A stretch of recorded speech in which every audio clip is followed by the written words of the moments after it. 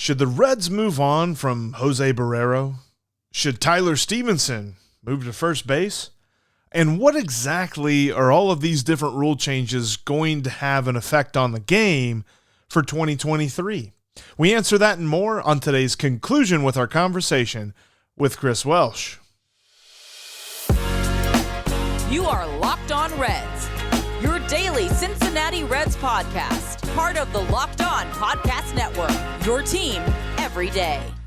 You are Locked On Reds with myself, Jeff Carr, and my co-host Stephen Offenbaker, who'll be along in a minute as he finishes up his conversation with Chris Welsh on today's podcast. Today's Locked On Reds podcast is part of the Locked On Podcast Network, your team every day. Thanks as always for making us your first listen, because we are free and available on all platforms. And we thank you so much for being a part of the show with us. Here on today's episode, Chris Welsh and Steve Offenbaker will finish their conversation, kind of breaking down how the season went. They're going to look more at the guys in the batter's box, a couple of guys that the Reds may or may not move on from. Tyler Stephenson, should he be moved from catcher? Should he be moved to first base? And there are so many rule changes coming in 2023 that we break down kind of what Chris believes is going to happen with all these different rule changes. That's on today's Locked On Reds. Thanks so much for checking us out. If this is your first time, make sure that you're subscribed. Whether you're on YouTube right here, thank you so much for watching, or if you're listening, make sure that you're following us on your favorite podcasting app. And if you missed part one of our conversation, we talked about the pitching and the impact of Hunter Green, Nick Lodolo, and Graham Ashcraft on yesterday's podcast, so go check that out. But now we will finish our conversation between Steve Offenbaker and Chris Welsh as we look at the hitting. Well, let's shift over to some hitters, because there's some interesting scenarios beginning to develop and a lot of questions without a lot of answers right now. But there was a couple guys that got extended looks in 2022, and I just want to get your take on them. I want to start with Jose Barrero, because I feel like maybe this season was his last chance to really show something, and he didn't do it. Do you think that they're ready to give up on him, or is there still time for him to cement himself a place on this roster? I hope not. I mean, I hope they're not ready to give up on him. He's 24 years old. I mean, he's basically 2 years out of college. I mean, if you look at it like that. And there are some people in the organization that I think that are really high on him. He's a polarizing guy in the organization, okay, because there are some people that don't like him at all, that think he was never going to learn to hit a slider, and he's playing every day, and he plays good shortstop, and then they'll say, look at the strikeouts, look at the batting average, and so on. Well, you know, I would say to that is that you're playing a guy in right field that is hitting for the third year in a row under the Mendoza line, and he is 27 years old, not 23 years old. So I think it's way too early to pull the trigger on Barrero and move him on. I think he's got too much talent. I think he's got a good swing. This is a tough place to hit nowadays. I mean, it's never been harder to hit in the major leagues than it is now, especially as a right-handed hitter, especially as a tall right-handed hitter with a big strike zone, especially as a young man who's never seen the kind of consistent slider that every right-handed pitcher throws nowadays. The difference between hitting nowadays and hitting back even 10 or 15 or 20 years ago is that there is never a fastball count anymore. It's never a fastball count. It's always a slider count. 3-0, 3-1, 2-0, doesn't matter. You're not getting that fastball like you used to. So it's hard to hit. And I think that, when people learn that, they're going to be able to temper a little bit with Barrero. What's your goal for Barrero? Is he ever going to hit 300? Nobody hits 300 anymore unless they're a slap hitter. I mean, if you hit 240, with 15 bombs, I mean, you're a really good hitter. And so I think that really, I like the kid. I really he's. I wouldn't pull the trigger on him at all right now. But I can tell you that there are some people in the Reds organization that have seen enough. So it just goes to show you it's the baseball evaluation, not science. Well, let me ask you about another guy that's had several years now, and I think as much as you're saying that there's a split opinion on Barrero, I think there's probably a lot of split opinion on this next guy I want to talk about, and that's Nick Senzel, because I've been high on Nick Senzel from the very beginning. I think the sky was the limit for him, and injuries have derailed him. Some of how he was handled maybe derailed him a little bit, but he's never quite got to that next gear, that next stage. Is there still hope that we can get him there? I mean, or is the Nick Senzel as he showed us who he is? What do you think? Well, I hope he can get there. I mean, he's a good kid. I really like Nick Senzel. I think one of the problems with Nick Senzel is he's never had anybody push him out of the minor leagues. I mean, the Reds, they bring up where's the guy behind him? So if you run out of patience with Senzel and send him down, you've got nobody else but maybe a 4A player or a retread from somewhere else to put in out there. So that's been the problem, is that they've been thin in their minor leagues, and they haven't had anybody behind guys like Senzel to push. I think Senzel is a guy that needs to show whether he can play at the big league level or not. And I know that there are people in the organization that really like him, and there are some people that have given up on him. So I think it's up to the player at this point. Remember, not every top round pick makes the major leagues as a long-term major leaguer. I mean, you get drafted because of tools, and now it's up to the player to figure out whether he can play up here or not. Do you think it's going to continue to be outfield for him, or we saw him get a couple looks at the infield, a couple looks at third base in 2022. Could you see them nudge him more towards that super utility role, that play a little bit of everywhere, every day kind of thing? That might be a good spot for him. Right now that's a spot that maybe Kyle Farmer could play, although he probably doesn't play center field. But that would be, nowadays with baseball, they're always thinking about versatility and utility and my roster and how am I going to get more players and more positions covered and so on. So I think that's the one advantage that Senzel has. But the disadvantage is that he's got to stay healthy. I don't know whether it's luck or what with him, but it seems like every time he begins to get on a little bit of a roll, something crazy happens. And, until that's solved, it's going to be a problem. The easiest way to solve that is have other players behind him that can take his spot. Because if you're betting on one person and he continues to underperform for whatever reason it is, injury, whatever, you're going to be constantly disappointed if that guy never comes through. You better have somebody behind him. And right now, over the last few years, that's been the difference between the Reds and, say, the Cardinals. The Cardinals, they'll give a guy a good look. And when they run out of patience, they got somebody else to plug in. And if that guy doesn't make it, they got somebody else to plug in. And the Reds don't do that. And maybe they don't have the talent, I'm not sure. But you've got to have somebody pushing that player. That's one of the most important things there is. It's interesting. I had Mo on last week, and he pointed at the Cardinals too for how they've been handling things and doing things as an example of, where the Reds should try to get. So it's interesting that now 2 weeks in a row, the Cardinals have been used as an example. And I think you're right. I mean, let's go a little deeper into that. I mean, you can get onto Fangraphs and look at their roster resource and find out how many homegrown players you have. And I think that at the beginning of the year, anyway, the Cardinals had like 20 homegrown players on their 40-man roster. And a lot of other teams had, 10, 11, 12. The Reds were pretty good at 15, I think. But, I mean, that shows you that they're doing something right. And they're also advancing players that they think are ready to play in the major leagues. And they're not afraid to bring guys up.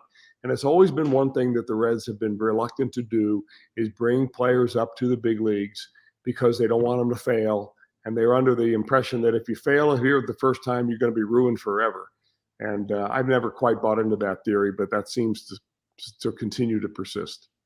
Yeah, I was really glad to see them bring up Spencer Steer there at the end of the season, at least let him get a look and start to acclimate to the major league level, because I think he's another one that could really be a big part of the team as early as this coming season. I agree. I really like his swing. I like his approach. He's shown me he's a little bit better defender than I thought he was going to be, especially being moved all around the infield. He's another one of those utility type players until he can settle in at one position. Is it third base? I don't know. I mean, when is first base going to be available? Will it be available at the very beginning of the year? Will Joey Votto be active and ready to play? Or will there be an opening in April and May? That we don't know until we get out of spring training. But Spencer Steer is certainly probably going to be in a big league team next year. You mentioned Kyle Farmer, and I wasn't sure if I was going to talk to you about him or not. But since you name dropped him, let's spend just a minute on him. $6 million arbitration number looks like for him heading into 2023. I guess the first question is, do the Reds pick that up? Do they pay the $6 million? Yeah, that's a good question. I mean, they've got $45 million committed to two players that really haven't been very productive last couple of years. You're not sure what's going to happen with Votto and Moustakas. So the Reds are in a tight financial bind because of some of the decisions that they made over the last 10 years. The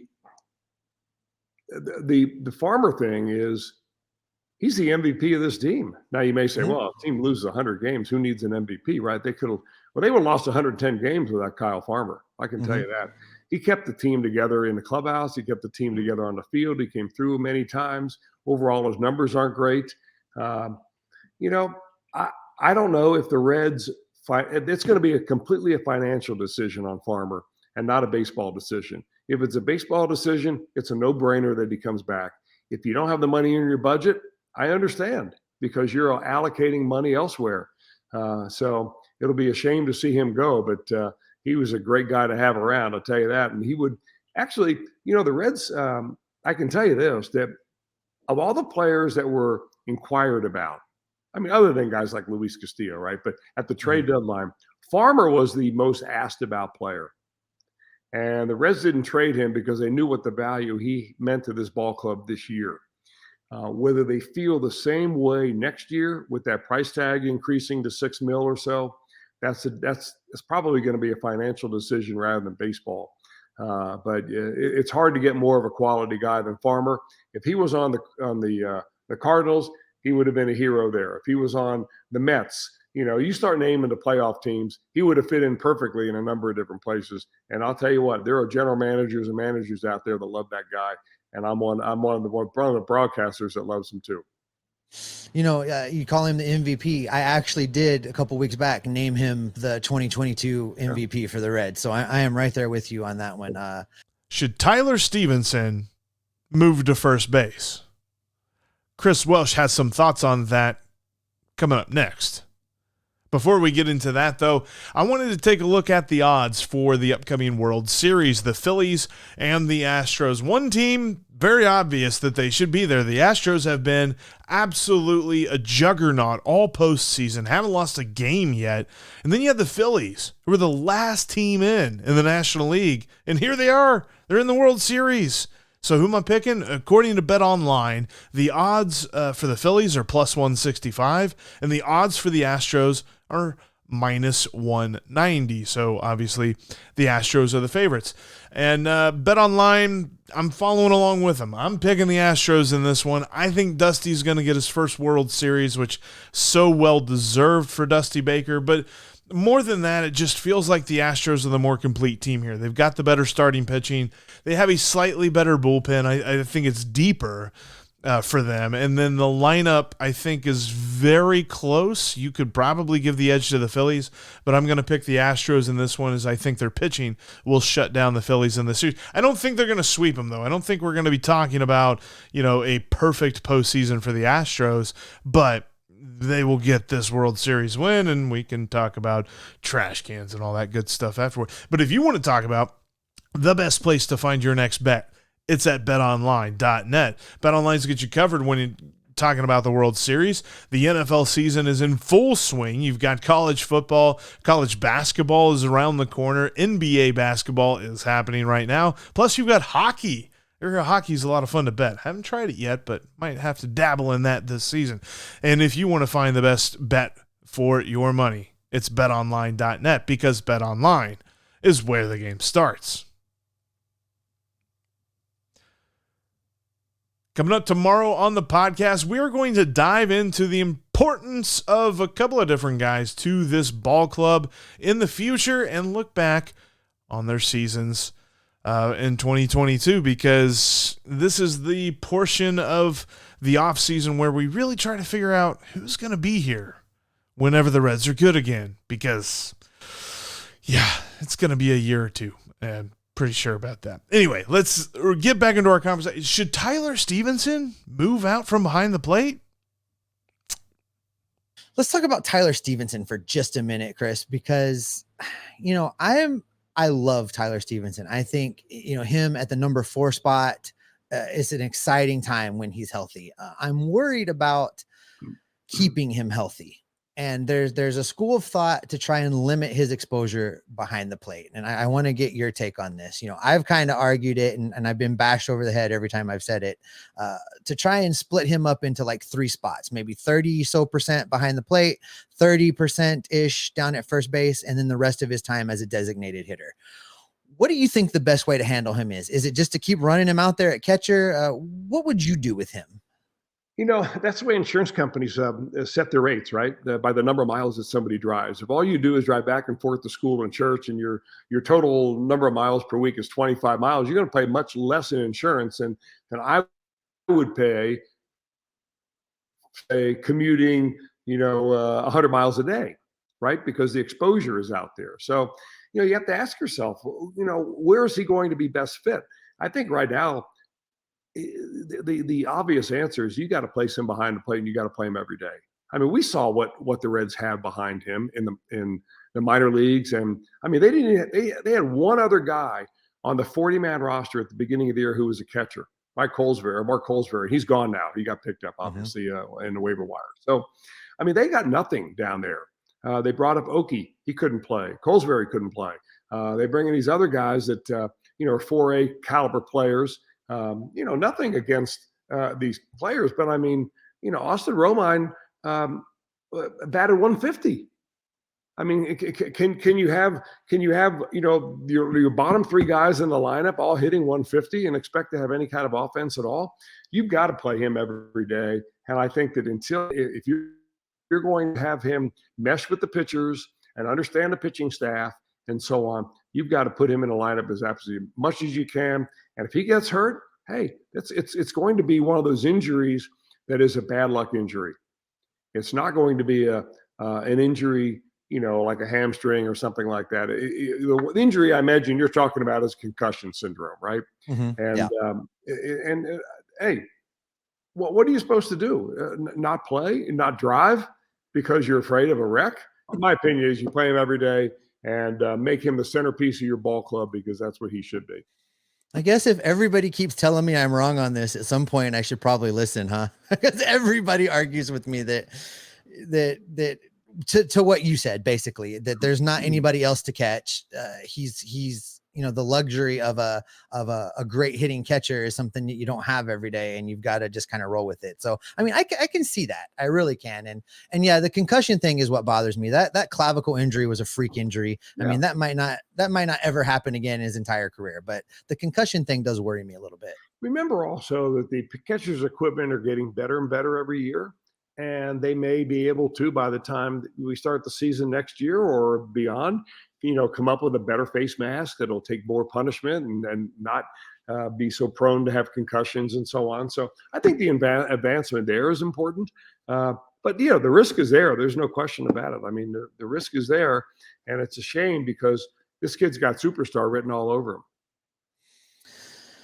Before we get you out of here today, I don't know if you embrace this label of you, but it's pretty true that you're a baseball rules expert. I think that, your Baseball Rules Academy has really, elevated people's, recognition that you really know what's going on as far as the rules go.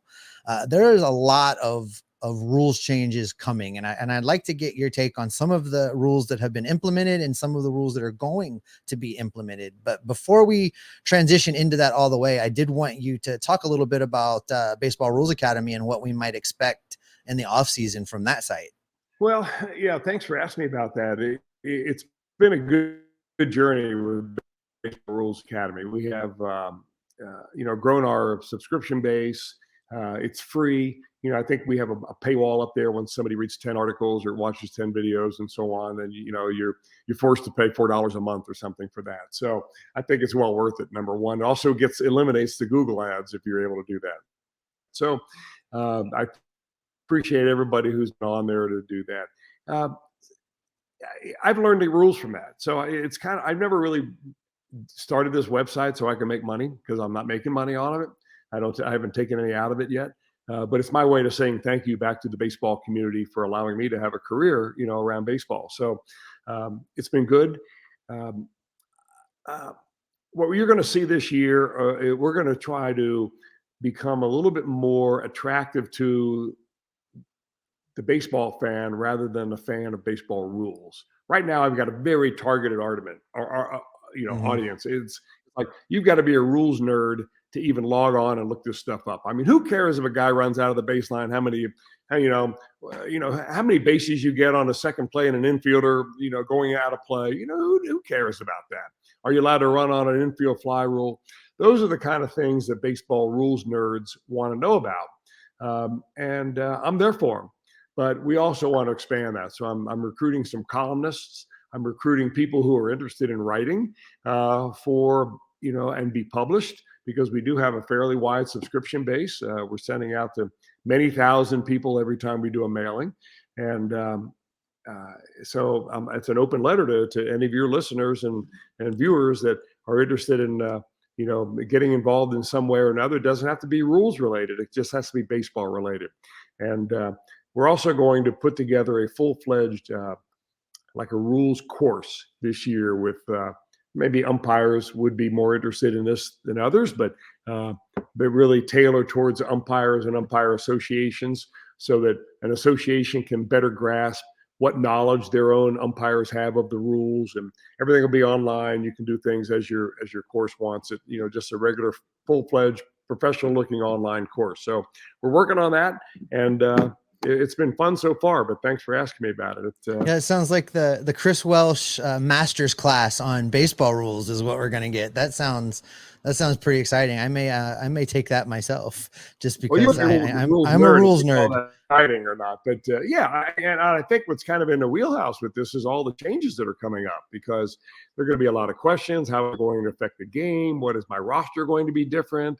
How am I going to draft if I'm a fantasy league player? How are things going to be different there? So there's a lot going on here related to the rules that I think could be very interesting. Yeah. Shifts, pitch clocks, rules. We've got a lot of rules talk coming up for you, and the impact that they're going to have on the game, and that's coming up next.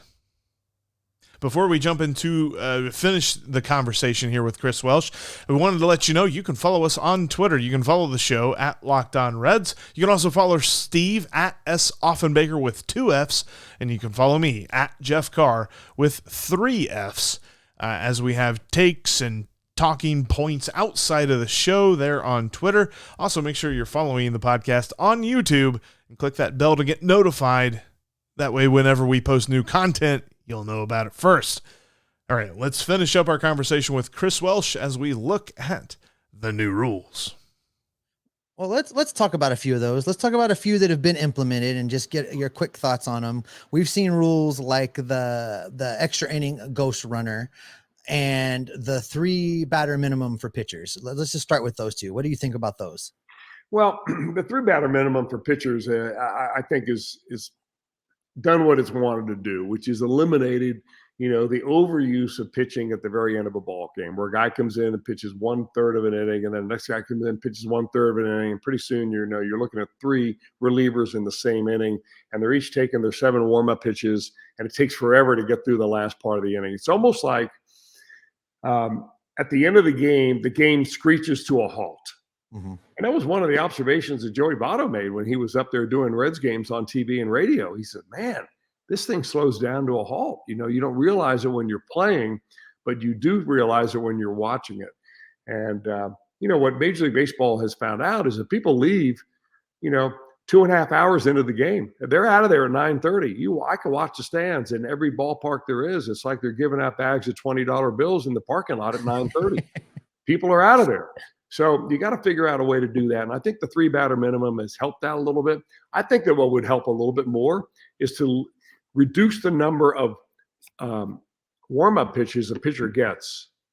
Don't call him out of the bullpen until he's ready. But when he's ready, he doesn't need 5 pitches or 7 pitches to get warmed up down there. Give them 2 warm-up pitches and a third one counts. That would make it a little bit more interesting, wouldn't it, going to the bullpen? Yeah. So anyway, I think that's not happening next year. So the 3-batter minimum is good. The ghost runner at second base, which is going away, I thought it was a pretty good rule. I thought that I would see more managers bunt.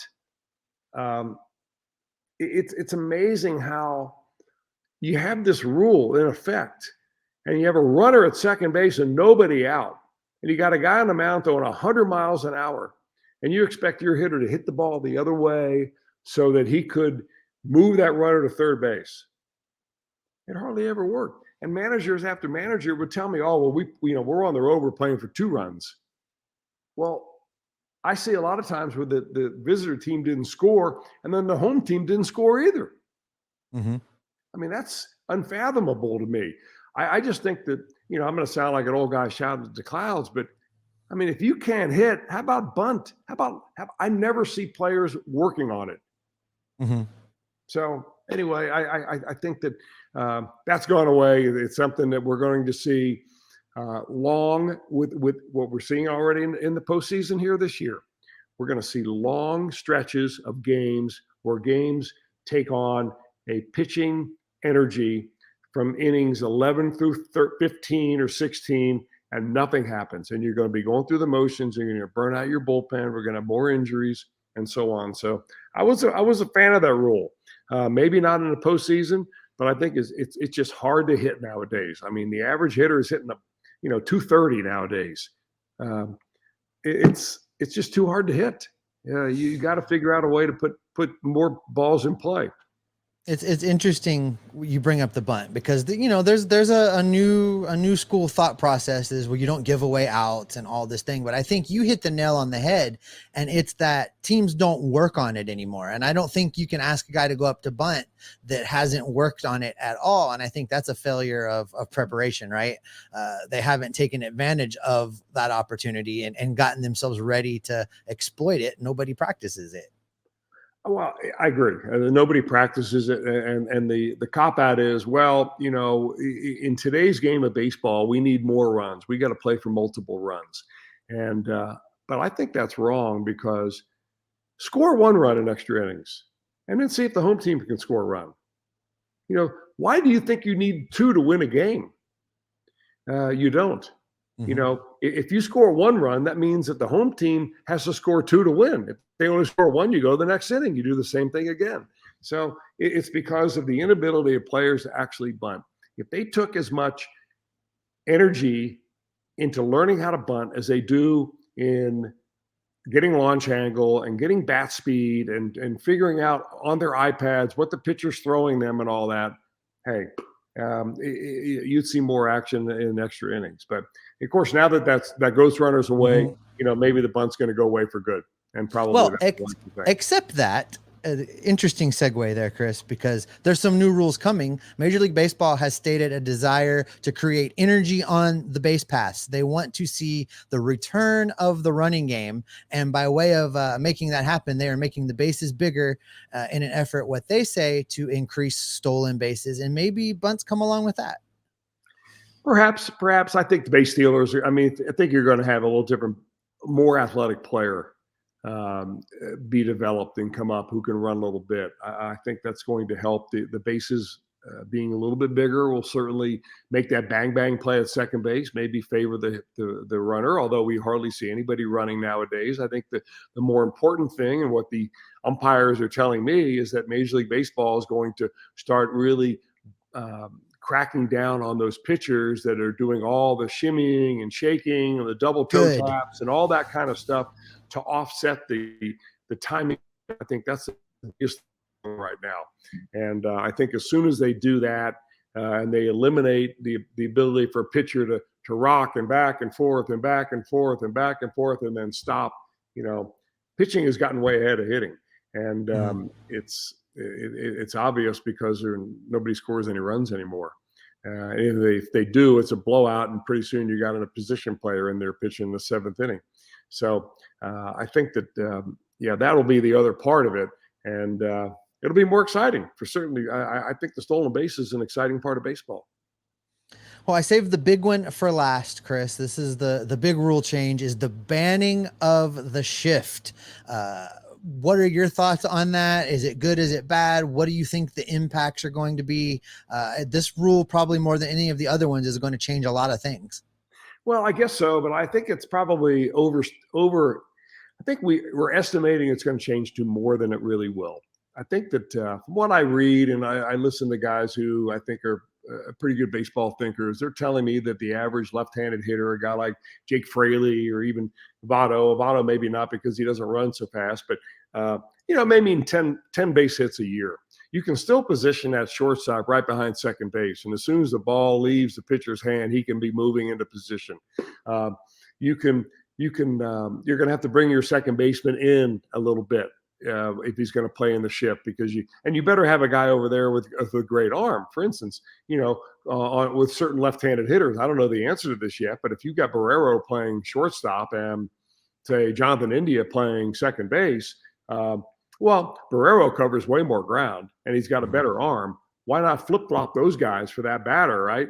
And they stay in there for the entire batter. Now you got Barrero kind of ranging out there, and you got India playing up the middle. And, so I think it's overstated what it's really going to do. I just don't think it's going to be as much. Teams are going to figure out what to do.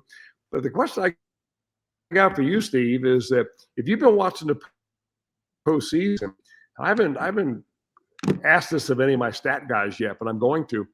I'm seeing more and more base hits going opposite field. I mean, it seems to me, anecdotally, more than 50% of the base hits I've seen in the postseason are going opposite field. And I'm not talking about the home runs. I'm talking about the base hits. And that tells me the guys are just trying to make contact, and they're hitting the ball the other way. And I think that there has been, even among the Reds coaching staff, there's some Reds coaches that think, when a guy hits the ball against the shift, he doesn't really mean to do that. That's an accident. And I say, that's hogwash. I'm watching the guy hit the ball inside out, and he's taking the ball the other way. So I think that the smarter hitters, if you're going to give the full side of the infield, go ahead and do it. But I think that you're going to see more slugging with the absence of the shift. Here's the other thing: you're taking away the penalty from a big lumbering left-handed hitter to hit the ball on the ground. So he stands up there. Let's take Kyle Schwarber, for instance, okay? Doesn't run great, plays hard, has tremendous power. He's trying to hit a home run every time, right? In the shift, when he doesn't hit a home run, he puts a ball on the ground, it's likely an out. Against the shift, with no shift, that is, the penalty isn't there that once was. So you're going to have guys like Schwarber trying to hit more home runs all the time, because if he mishits it and it gets on the ground, he's got a way better chance of getting a base hit out of it than ever before. So I think that the baseball is kind of shooting themselves in the foot a little bit by thinking that you're going to keep guys from trying to hit home runs by taking the shift away, because that's not going to happen. Plus, I think overall it's going to be overblown anyway. You're looking at 10 extra base hits a year. It's not that big a deal. And I think you're right. There probably has been an over demonization of the shift, because along with the shift also came the launch angles and the increased emphasis on home runs and changes to the way batters took their approach anyway. I mean, the guys like Tony Gwynn, as an example, that would go for that 6.5 hole, right? Like purposefully work on trying to consistently go the other way. They don't do that anymore, much like the bunting. Nobody works on that. And I think that, as much as the shift took some things away, the lack of the work on those things, I think, took away a lot of the opposite field hitting as well. I would agree. Well, Chris, this has been great. I tell you this every time. Every interview is better than the last. Your stories are always better than the last. I learned so much from you. I appreciate you taking the time and giving, guys like me doing things like this a chance to talk baseball with you. It's always a pleasure. Well, Steve, thank you for having me. I'll tell you, I respect you and all the Locked On Reds and a number of podcasters and writers and so on that are into baseball. I mean, you understand the game, you're interested in it, you're learning about it, and I'm here to help you anytime you want. And thanks for having me on. All right, he's Chris Welsh. You can follow him on Twitter at ThinkPitch and check out baseballrulesacademy.com to learn more about the rules of the game. Chris, thanks a lot. We'll catch you next time. We'll be back. Steve. Good day. That was an awesome conversation that Steve got to have with Chris Welsh there. Great two-part episode. Again, we break down the season, take a look at the pitching, taking a look at the hitting, and we look forward to next year with the rule changes. If you missed any part of it, make sure you go back and you check out part 1. A lot of great stuff in there, but that's going to do it for us here today. Thank you so much for watching. Thank you for listening and making Locked On Reds your first listen. Now make Locked On Sports Today your second listen. So Peter Bukowski has you covered on all of the big news in the sporting world, whether you're talking about baseball, football, basketball, all of it. We've got you covered on the Locked On Sports Today podcast. It's just like Locked On Reds, free and available on all platforms. We are going to be Locked On Reds every single day throughout this offseason, so make sure that you join us.